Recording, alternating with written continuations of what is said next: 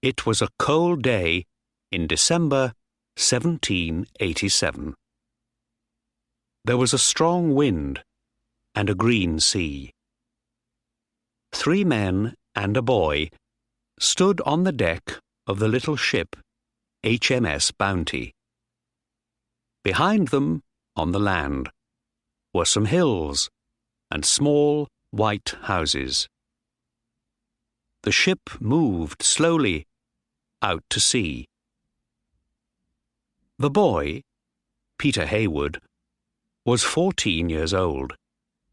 He was a young officer, and he was happy and excited. "England looks very small, Mr. Christian," he said. Fletcher Christian smiled at him. Christian was a tall young man, with black hair and a long, tired face. "England is small," he said, "but we're going to some much smaller islands. Tahiti, the Friendly Islands. They're small, but they're very warm and beautiful." A sailor, John Adams, laughed. "That's right, Mr. Christian, sir," he said. "Good food, warm sun, blue skies, and hot, beautiful women, too. I want—" "Be quiet, man," someone shouted. Christian and Heywood looked behind them. They saw the captain, William Bligh. He was a small man with brown hair. Christian knew Bligh well. They were friends. But Bligh was a captain now, so things were different. The Bounty was his first ship, and it was very important to him. "Don't talk about women on my ship, Adams," he said angrily. "Be quiet and sail this ship. Do you hear?" "Yes, sir," said Adams quietly. "Now, listen to me, Mr. Christian. And you too, Mr. Heywood." Bligh stood very near them, but he didn't speak quietly. All the sailors could hear him. "I'm the captain of this ship. Remember that. We're going 30,000 kilometers through bad weather and very bad seas, and I don't want any accidents.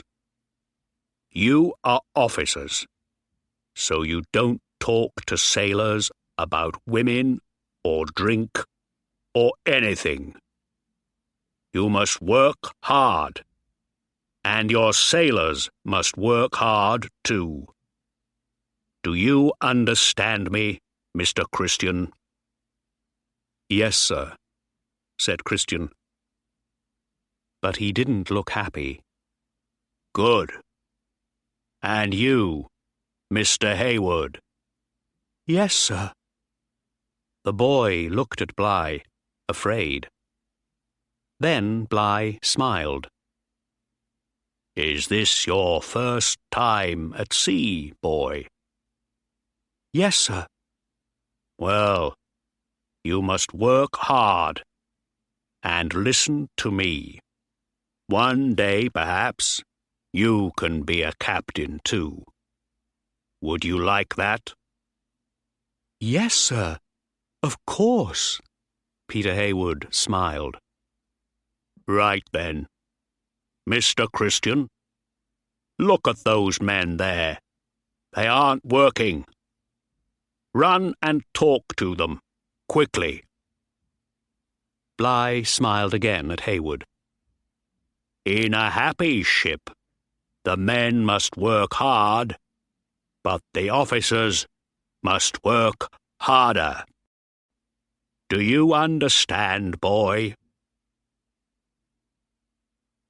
The Bounty sailed south across the Atlantic. For 10 days they were in a storm near Cape Horn. but they could not sail west because of the strong west wind. So they sailed east to South Africa, Tasmania, and Tahiti. There were 33 sailors on the Bounty and 11 officers. Bligh was the captain. Christian was his second officer. The ship was often wet and cold, but no one was ill. Once, Bligh gave the sailors some apples, but they would not eat them because they were old and bad. Bligh was very angry. "Damn you men!" he shouted. "Apples are good for you. You eat them, I say." On the 26th of October, 1788, the Bounty arrived at Tahiti.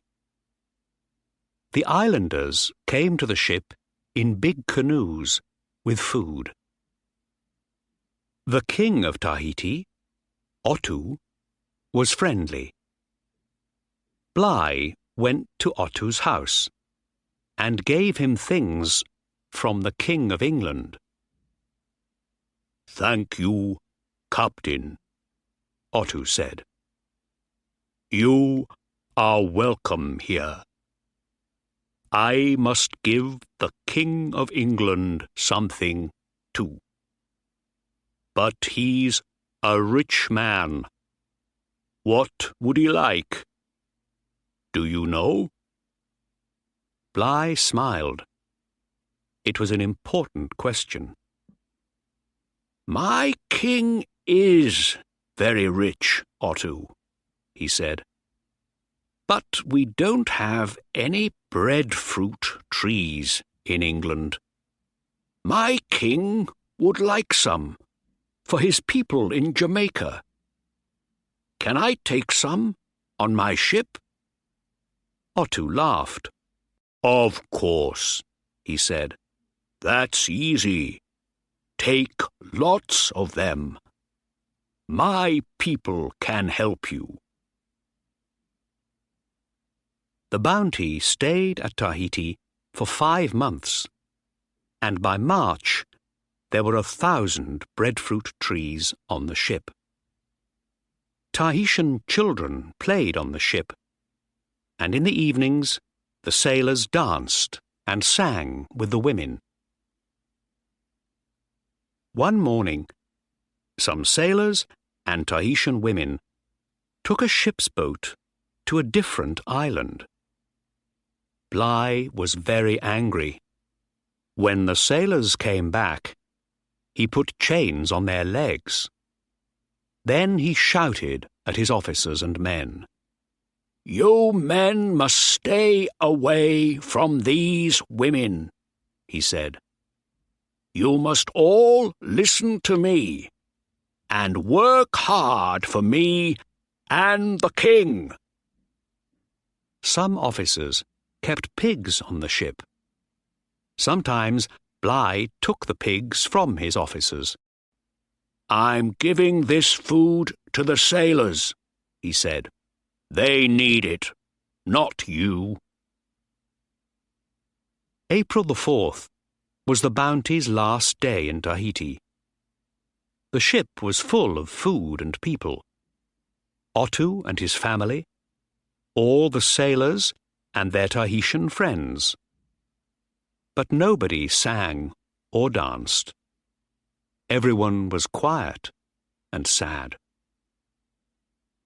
Peter Heywood saw John Adams with a Tahitian woman. She cried, and he talked to her for the last time. Then she got into a canoe and went back to the island. Peter stood near him sadly. The sun went down in the west. "Mr. Christian," shouted Captain Bligh, "are all the Tahitians off the ship?" "Yes, sir," Christian answered. "Good. Then we sail for Jamaica, and then back to old England." He looked at Peter. "Don't stand there, boy. Get to work. Look at all our beautiful breadfruit trees. King George is going to be very happy about them."